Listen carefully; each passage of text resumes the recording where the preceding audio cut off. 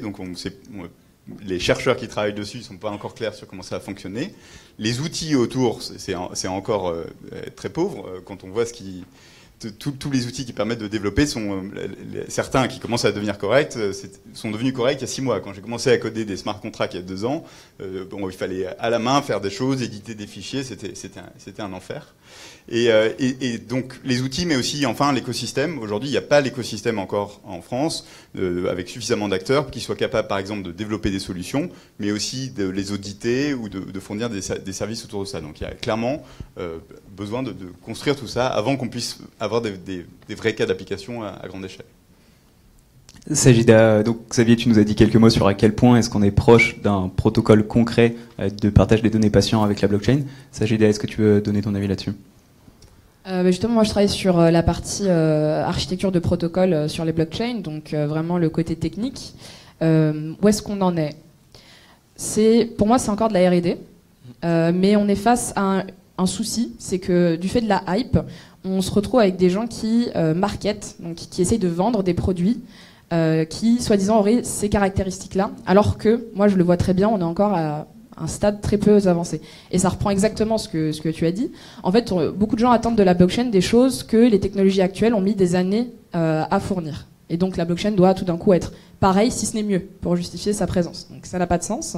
Et au niveau des protocoles, je dirais en santé, je pense qu'il faut peut-être aller regarder ce qui se passe dans les autres secteurs. Par exemple, en production aujourd'hui, on a dans la supply chain des produits blockchain qui marchent extrêmement bien, notamment avec la société Viant, qui font de la traçabilité sur des minerais qui sont extraits et qui vont définir si oui ou non on continue de creuser. Donc c'est des contrats extrêmement coûteux, et la perte de cet échantillon-là remettra en cause le travail passé et générerait un autre chantier. Donc, dans la supply chain, ça marche. Qu'est-ce qu'on peut faire dans la santé avec des solutions techniques qui marchent aujourd'hui?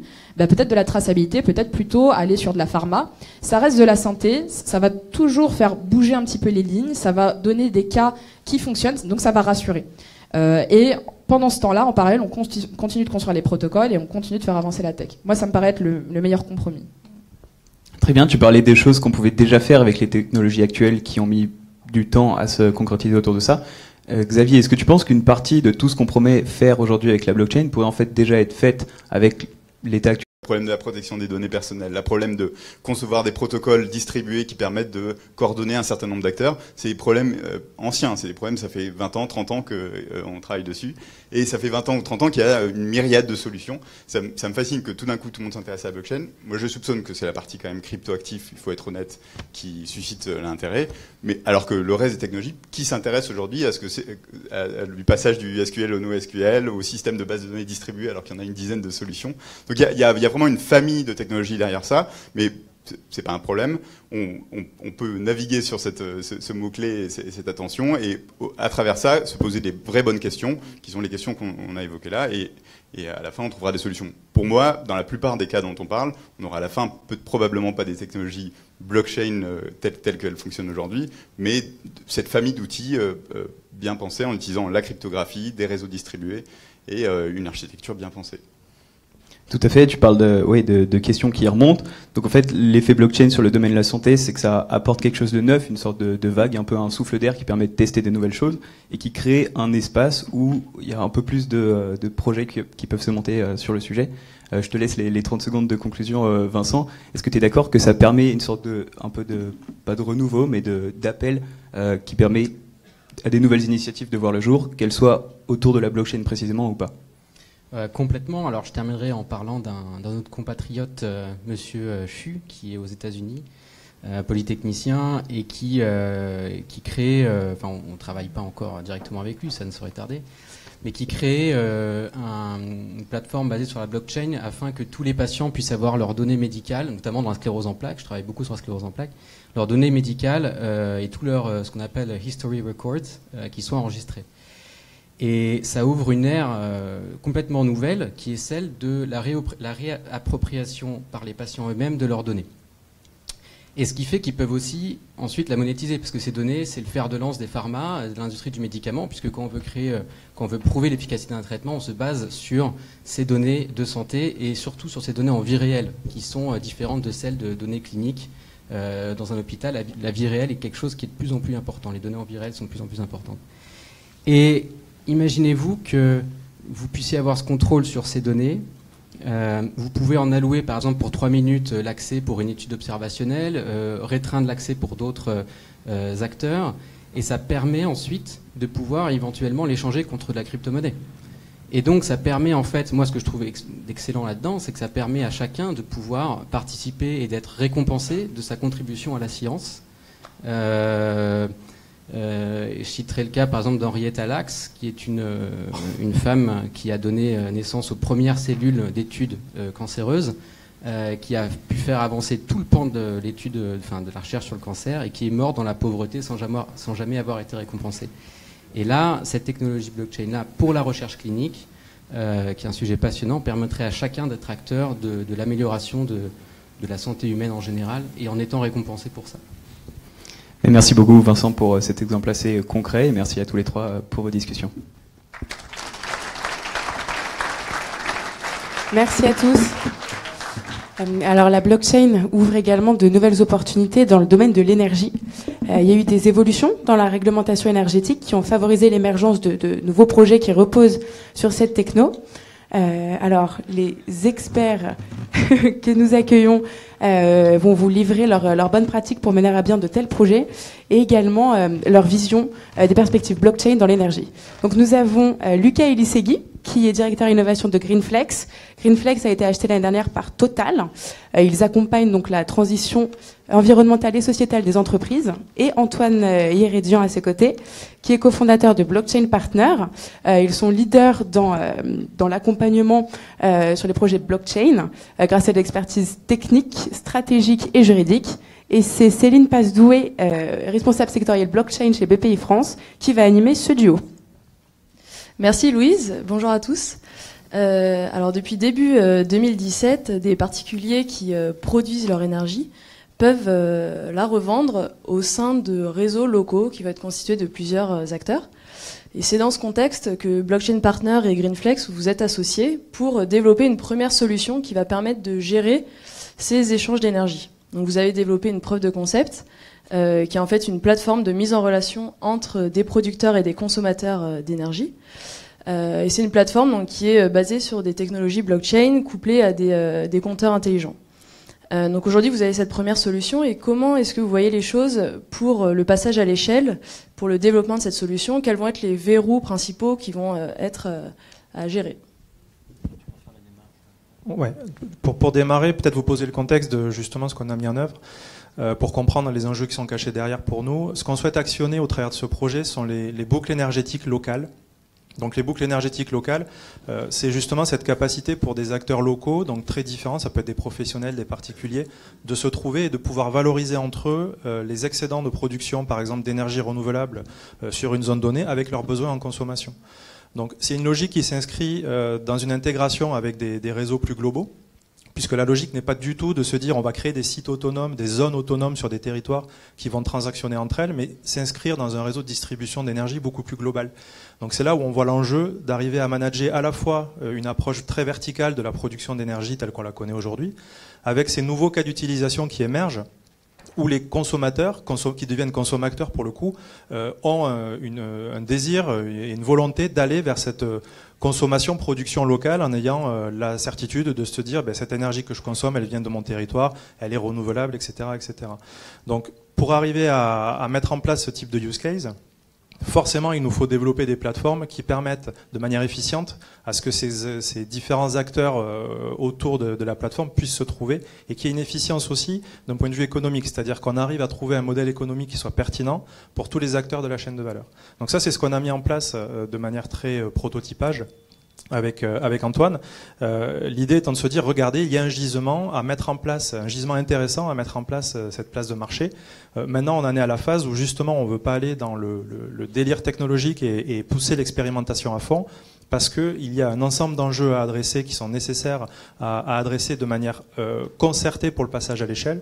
Donc il y a évidemment des enjeux techniques liés à la traçabilité des flux énergétiques, traçabilité également des flux financiers qui sont associés, puisqu'on est en train de transactionner de manière locale. On a des enjeux qui sont liés derrière à tout ce qui va être réglementaire évidemment et juridique. Donc tous ces enjeux, on pense qu'il faut les adresser de manière conjointe, c'est-à-dire faire monter tous les sujets en parallèle pour être certain qu'il n'y ait pas un déséquilibre entre la solution technique où on va peut-être faire des choix très rapides sur une technologie et se rendre compte que ça devient incompatible avec un contexte réglementaire par exemple.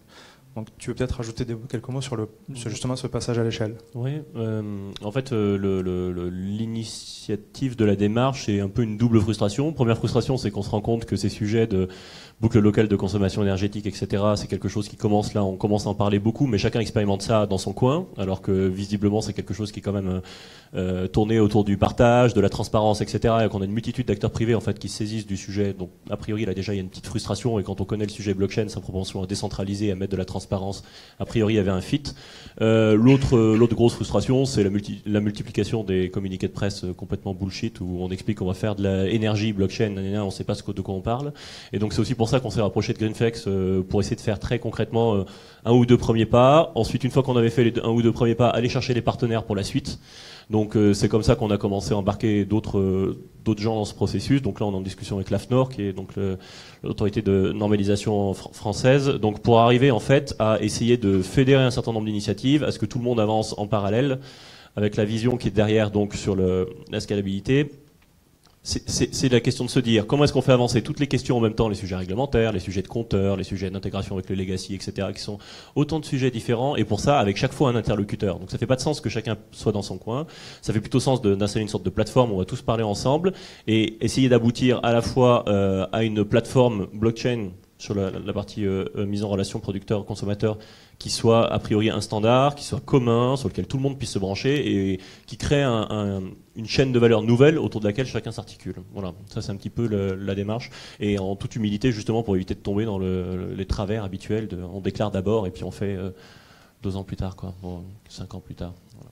Sur cette logique de consortium, ça paraît être une évidence là pour le coup, parce que si vous connaissez un petit peu ce secteur-là, les acteurs de la chaîne de valeur qui sont impliqués, que ce soit les fournisseurs de matériel que l'on va trouver dans les logements, dans les entreprises, pour du comptage d'énergie, du pilotage, de la mesure, etc., que ce soit les acteurs de la chaîne de distribution de l'énergie, il y a des enjeux majeurs, où si on n'embarque pas avec nous tous ces acteurs, qu'ils ne peuvent pas être partie prenante quelque part de la définition de ce que va être cette forme de standard, on va forcément aboutir sur un écueil.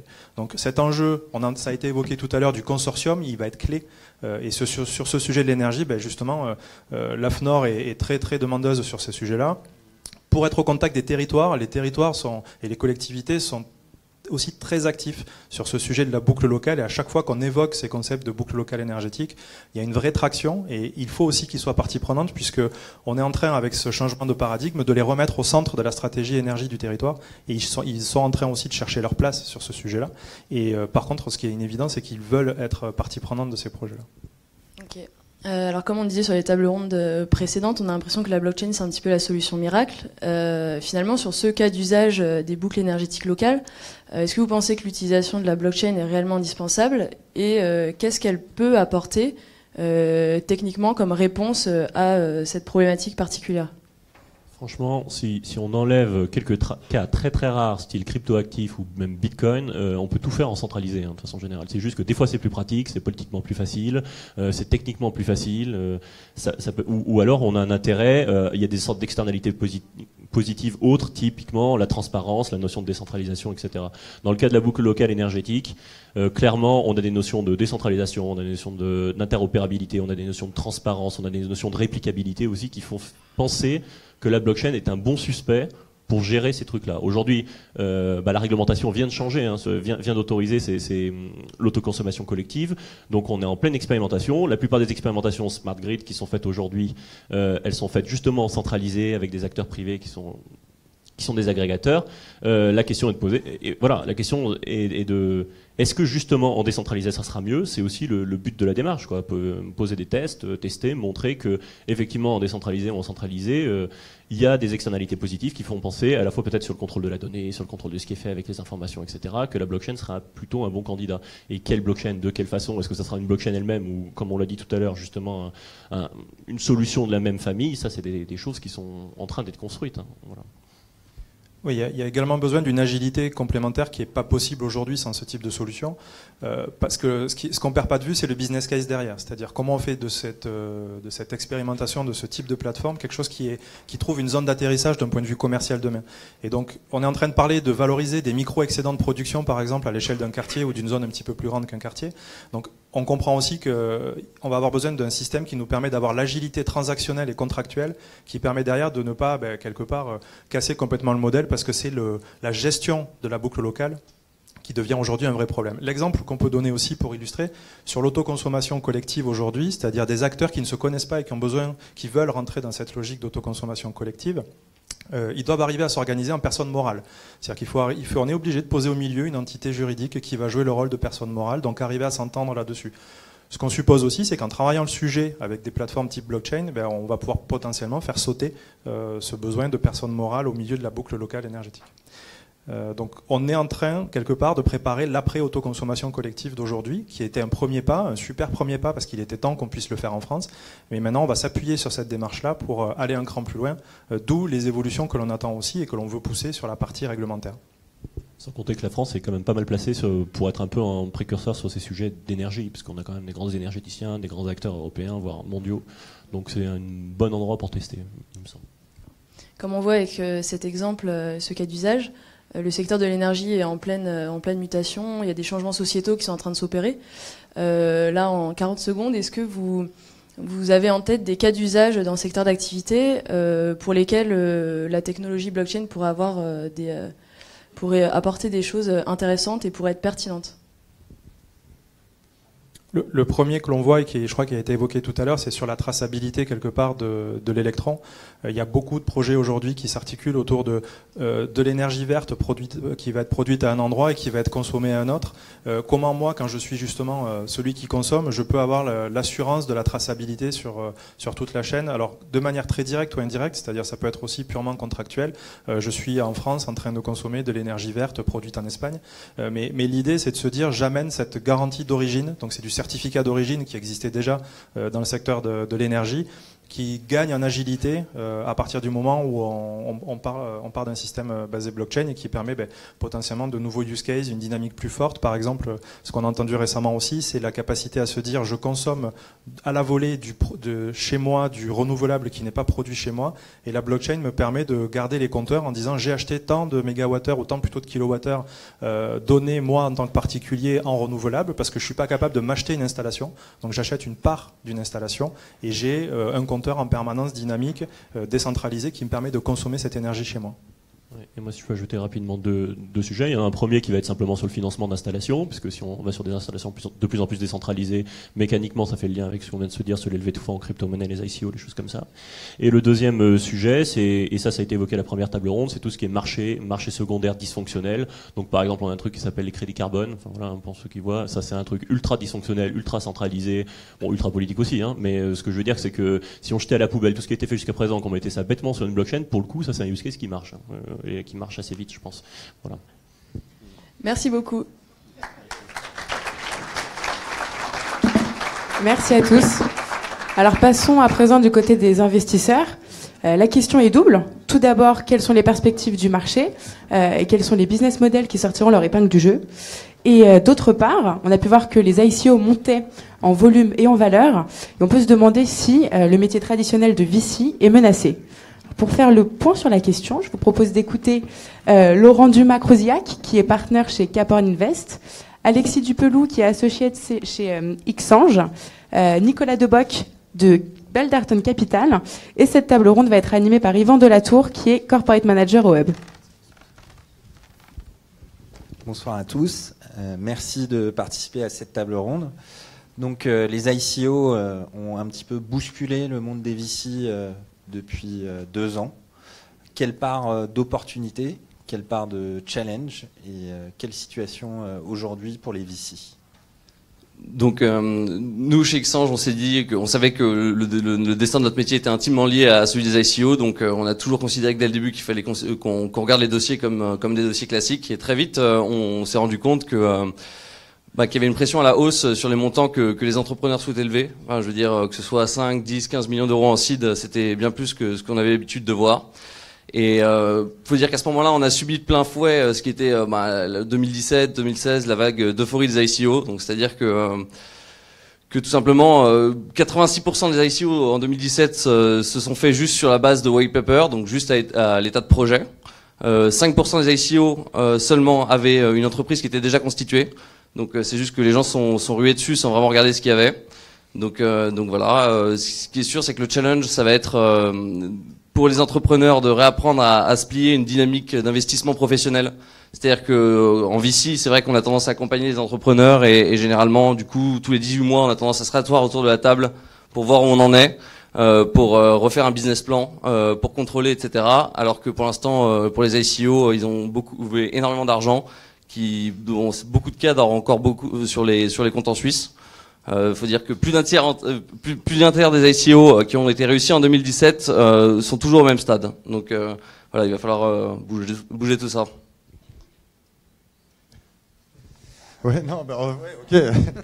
Mais bon, pour répondre à la question, est-ce que ça concurrence les VC on est un peu obligé de dire oui, parce que moi, ça m'est déjà arrivé 2-3 fois cette année, des boîtes avec lesquelles je parlais, qui m'ont dit non, mais finalement, on fait une ICO, et il y en a 2 qui ont réussi. Donc voilà, si on regarde les choses prosaïquement, c'est comme ça, la concurrence. Ensuite, je suis d'accord, oui, il y a des exagérations, il y a peut-être trop d'argent, mais bon, c'est aussi une croissance dite endogène, c'est-à-dire c'est beaucoup de gens qui se sont enrichis en crypto, qui avant auraient dit tiens, mais je vais mettre 500 ou 1000 euros sur un projet comme ça me fait rire, et ils ont dit tiens, je vais mettre 5000 ou 10 000 parce qu'ils ne se sont pas rendus compte, pour eux c'était toujours qu'un bitcoin que ça avait monté, donc il y a eu ça. Et puis bon, oui, voilà, il y en a qui ont levé beaucoup d'argent, ça va leur laisser le temps peut-être de faire des bons produits, quoi. Faut pas oublier qu'on est des investisseurs de long terme. Maintenant, c'est sûr que c'est assez bizarre de voir les tokens liquides 3 semaines ou même 10 minutes après l'ICO sur des exchanges, etc. Ça, c'est ouais, mais bon, faut pas se faire pump and dumper, quoi. Ou alors faut acheter au dump, ou je sais pas. Bon, je vais dire à peu près pareil. Hein. Pour nous, t'appelles ça comment, les token enablers, c'est ça, Paul? Token enablers, les ICO? Token Generation Event, ça c'est vachement plus. Ah oui, ICO, ok. Bon, donc pour nous, c'est un animal un peu particulier. C'est effectivement une opportunité, mais aussi un risque. Donc on regarde avec intérêt. Aujourd'hui, enfin, la vraie question qu'on se pose, c'est quelles sont les conditions qui permettraient à un VC de participer à des ICO. Et donc on a un peu regardé ça, on est en train de regarder ça, on a commencé le travail, on regarde un peu ce qui se fait en termes de réglementation, bien sûr, parce que ça c'est important, et puis surtout en termes de fondamentaux, quels sont, à quoi ressemblent les fondamentaux, à quoi ressemblent les entreprises qui lèvent des ICO, enfin qui lèvent en ICO. Aujourd'hui, voilà, j'ai le même constat que mes petits copains. Hein. Aujourd'hui, il y a beaucoup de bruit et il n'y a pas beaucoup de dossiers qui se rapprochent de ce qu'on sait faire nous et de ce qu'on aime faire chez les VC.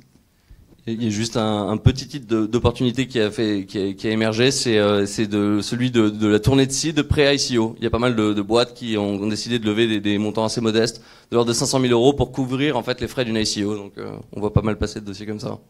Ouais, mais justement, donc la vraie différence déjà des ICO, pourquoi ça disrupte les VC, ou en tout cas on sait pas faire, c'est parce que c'est pas des investissements en equity. Nous, normalement, notre métier, et nous aussi on lève des fonds vis-à-vis de LP. Bon, on est chez le LP de tous les LP, on va dire ici, avec qui on signe un contrat qui dit voilà, vous devez investir en actions. Donc déjà, on n'a pas le droit, sauf si on va retourner voir nos LP en disant s'il vous plaît, est-ce qu'on peut prendre 5, 10, 15% de notre fonds pour investir en token, bon, d'une part. Et ensuite, on voit de plus en plus, effectivement, des projets dans lesquels on peut investir en equity. Et après, les gens disent après on fera une ICO plus tard, mais pour l'instant, c'est un investissement en equity, donc enfin d'avoir des parts de la société. Ça se voit de plus en plus, et oui, ça on essaie de le faire, ou enfin on essaie de participer, même si ça change pas le fait que beaucoup des projets qu'on voit, c'est super, enfin voilà, bah oui, c'est super early, quoi. C'est encore plus jeune que le seed habituel, puisque il n'y a même pas de produit ou. Et pas l'entreprise. Ouais, voilà.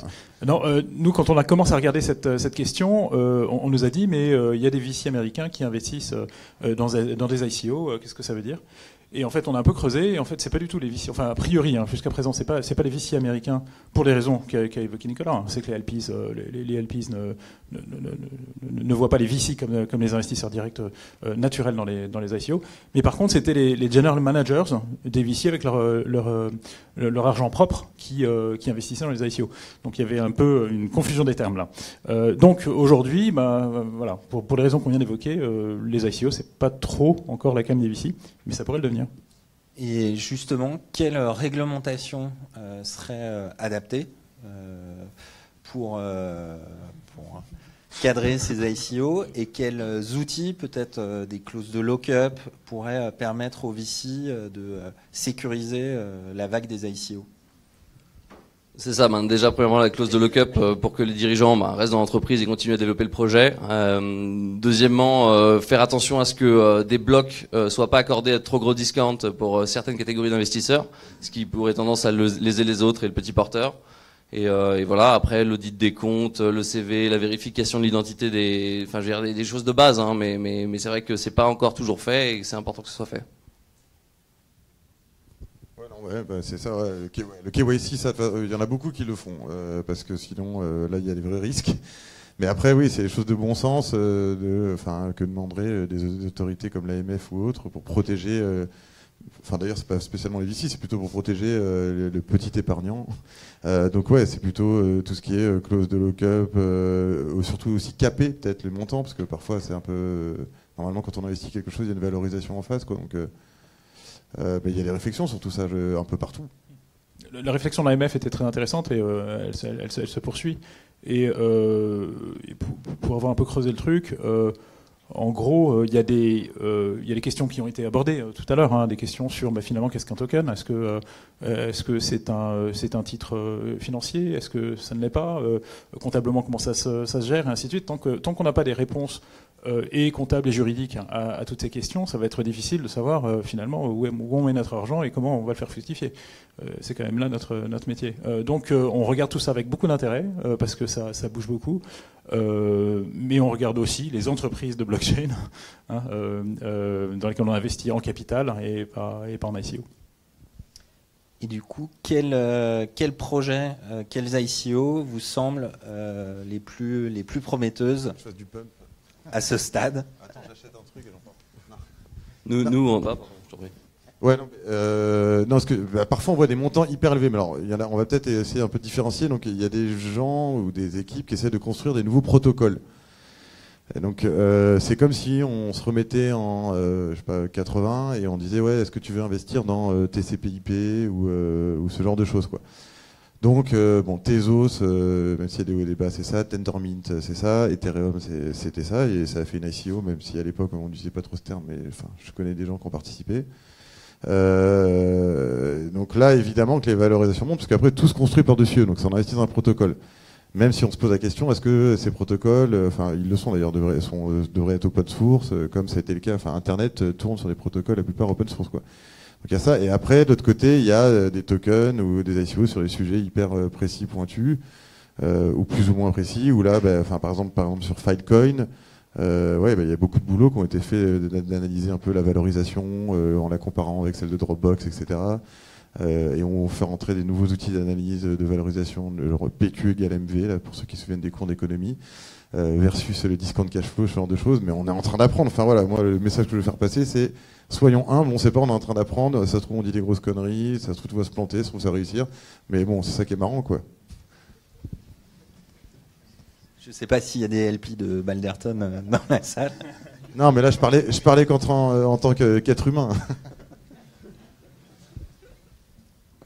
Non, concernant la blockchain, les entreprises de blockchain de façon un peu plus large, il y a bien sûr la question ICO.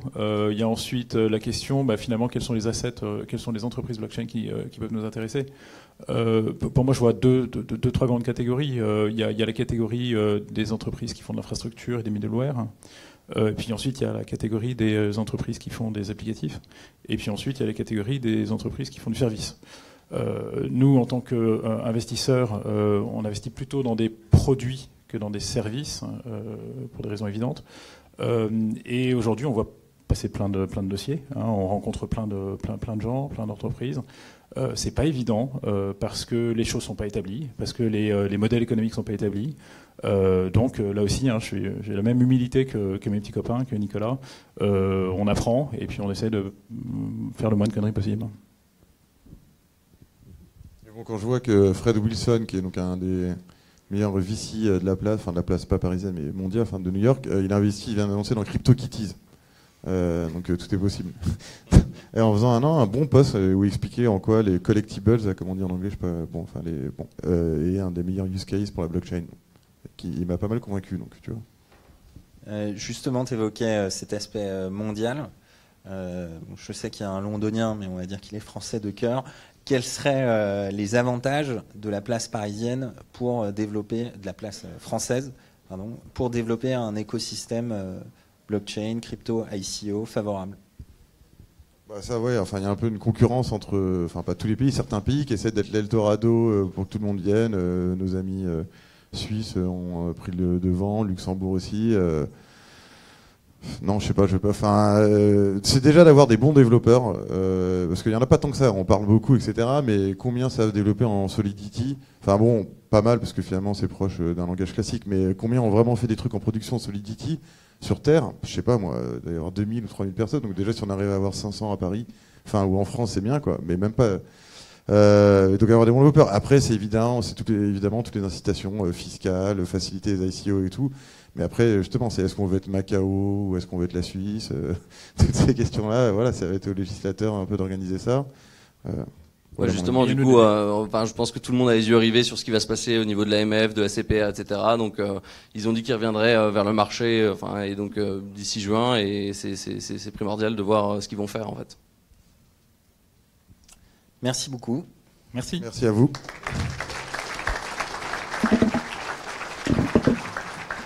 Merci à tous. Alors on a pu le comprendre tout au long de cette conférence, la blockchain prend une ampleur dans la majorité des secteurs de l'économie. La France s'est positionnée, mais c'est au niveau européen que nous devons nous mettre en ordre de marche. Alors pour conclure, Madame Laure de la Rodière, qui est députée à l'Assemblée nationale, nous fait le plaisir d'être avec nous ce soir. Merci. Bonsoir à tous. J'ai envie de commencer par une introduction sur laquelle je vais apprendre rien à tous les gens personnels. D'abord, on a raté la première révolution du numérique. La première phase de la révolution du numérique, c'est l'Internet. Donc on a les géants américains qui se sont mis en place. La première phase de la révolution numérique, c'est celle qui a permis en fait une démocratisation des échanges, qui a permis le développement donc d'une économie collaborative sur laquelle l'Europe est très, très, très en retard par rapport aux Chinois et aux Américains. Ensuite, la deuxième phase de la révolution numérique, c'est sans doute celle de l'intelligence artificielle et les données. Et là, non plus, je vous apprends pas grand-chose, c'est que on n'est pas particulièrement bien placé. Pourtant, on a quand même des données. Alors, on en a beaucoup moins que les GAFA ou les Chinois, mais on a des opérateurs de télécom qui ont beaucoup de données, qui savent beaucoup de choses sur vous en permanence. On a les banques qui savent énormément de choses sur chacun d'entre vous, et pourtant, on ne sait pas très bien les exploiter, toutes ces données. Et c'est pas uniquement à cause du RGPD, c'est aussi parce que on a finalement des entreprises qui sont anciennes, qui ont des systèmes d'information qui sont par différentes couches et qui ne sont pas comme un Google ou un Facebook ou un Amazon qui finalement ont créé leur système d'information avec cet univers de données. Et donc il arrive une troisième phase de la révolution numérique avec la blockchain. Tout ça dans un espace de temps extrêmement court. Et sur la blockchain, là, ce qui est intéressant, c'est que les places ne sont pas encore prises. Deuxièmement, ça peut remettre en cause, complètement changer la donne des deux premières phases de la révolution numérique. Donc on a tout à gagner, nous en France et nous en Europe, à prendre le taureau par les cornes pour se dire on peut rattraper notre retard, ou peut-être qu'on a une chance de rattraper notre retard par rapport aux deux premières phases de la révolution numérique. Donc voilà mon introduction sur la blockchain. Vous voyez, pour moi, c'est une opportunité extraordinaire pour l'Europe et la France. J'ai des convictions, c'est que ça touche tous les secteurs. Là, vous avez, c'était très intéressant. Et je remercie vraiment tous les intervenants qui sont, on a vu l'assurance, la banque, les investisseurs, l'énergie, la santé. On aurait pu parler des professions juridiques aussi et des notaires et puis finalement on aurait pu parler de l'État parce que c'est une technologie qui amène une décentralisation. Donc non seulement ça permet de faire des choses nouvelles, des échanges certifiés infalsifiables, c'est quand même quelque chose de précieux dans beaucoup de domaines, mais en même temps cet outil ça peut permettre de faire des changements de gouvernance dans beaucoup de filières, beaucoup de domaines et beaucoup de secteurs d'activité. Donc ça peut être une opportunité pour certains de se dire bah, finalement on n'arrive pas à changer parce que on part d'un ancien monde très structuré et finalement c'est la techno qui va nous permettre de changer la gouvernance et on l'a vu dans tous les secteurs d'activité. Ma conviction c'est tous les secteurs d'activité. Ma conviction aussi c'est que ça va aller très vite et que finalement, si c'est pas en France et en Europe qu'on met une réglementation, un cadre favorable, eh ben, ça sera les autres, puisque ça sera d'emblée mondial, une révolution mondiale, qui vont venir nous offrir leurs services de blockchain. Donc on aura encore perdu, et là on aura perdu aussi, comme dans les deux premières révolutions, on aura perdu en souveraineté. Donc il y a des enjeux économiques, il y a des enjeux aussi pour la souveraineté de chacune des nations derrière. Donc voilà, moi ce que je souhaite et ce qu'on peut apporter d'un point de vue politique, c'est d'abord comprendre. On n'a pas compris ce qui s'est passé au moment d'Internet. On est resté en fait avec des réseaux fermés, avec notre Transpac national qui était un réseau formidable, mais on n'a pas compris ce qui s'est passé au moment d'Internet. Donc il faut qu'on comprenne. Donc il y a une mission d'information qui vient d'être lancée à l'Assemblée nationale pour comprendre la blockchain et les usages de la blockchain et l'attente en fait des acteurs qui investissent ce domaine-là aujourd'hui en France, savoir ce que vous attendez en matière de cadre, d'accompagnement. Donc ça, c'est la première chose. Il y a même 2 missions qui sont lancées à l'Assemblée nationale. Une à cheval sur la Commission Affaires économiques, Commission des finances et Commission des lois sur les usages, et une plus spécifique de la Commission des finances sur les crypto-monnaies. Donc on a l'impression quand même là que le politique n'a pas envie d'être à la traîne et a envie vraiment de prendre les choses en main.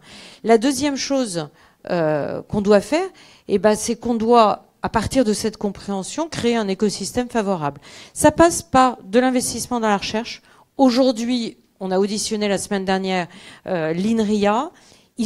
On n'a vraiment pas à rougir du niveau de recherche scientifique en France sur la blockchain, mais les moyens qui sont mis me semblent tout à fait insuffisants si on veut prendre une position de leadership. Donc voilà, ça c'est important. Deuxièmement, il faut former des gens, pas uniquement en recherche, mais aussi en développement, et pour que l'écosystème puisse recruter des talents à développer dans la blockchain. On a la chance d'avoir des maîtrises en France mathématiques de haut niveau, des gens qui comprennent ce que c'est. On a la chance aussi, et je vois Nadia Filalid, que la Caisse des dépôts, que des institutions de la République, la Caisse des dépôts, l'AMF, même le Trésor, sont assez moteurs en réflexion là-dessus. C'était pas arrivé, je dirais, depuis longtemps. Donc moi, je salue ce dynamisme. Et ce que nous disent aussi les acteurs de la blockchain, c'est donnez-nous un cadre qui nous permette finalement d'exister. Pas un cadre contraignant, pas un cadre punitif, pas un cadre pour nous ramener avec l'économie de l'ancien monde, un cadre qui nous permet finalement d'exister, c'est-à-dire il faut qu'on puisse reconnaître les crypto-monnaies dans la comptabilité. Oui, ça c'est important. Deuxièmement, il faut que la fiscalité des détenteurs des crypto-monnaies soit équivalente à celle des autres pays européens. Il ne s'agit pas de faire du dumping, mais il s'agit qu'on n'ait pas une fiscalité punitive, parce que sinon les détenteurs de crypto-monnaies et tous ceux qui veulent développer en fait des usages de la blockchain, et c'est lié, blockchain et crypto-monnaie, c'est difficile à dissocier, et vont partir à l'étranger. Donc tout ça, on l'a bien entendu. Tout ça, on l'a bien entendu, ou on commence à bien l'entendre. Et on voit d'ailleurs récemment la tribune que vous avez pu tous lire du ministre de l'économie qui porte et qui a la volonté de porter une ambition pour la France pour qu'on puisse être leader de cette nouvelle révolution numérique. Voilà, moi j'ai la conviction en tout cas qu'il faut qu'on porte cette voix, qu'on en parle. C'est un peu aride d'un point de vue politique, parce que c'est pas facile à comprendre et c'est pas facile à partager avec les citoyens. Parce que souvent, ce que voient les citoyens, c'est la partie émergée de l'iceberg. Enfin, globalement, les citoyens vont voir les risques et ils vont moins voir les opportunités parce qu'on ne comprend pas encore bien toutes les opportunités possibles de la blockchain.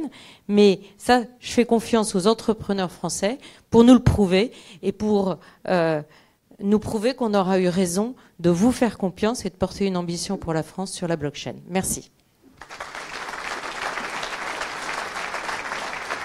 Merci beaucoup, madame.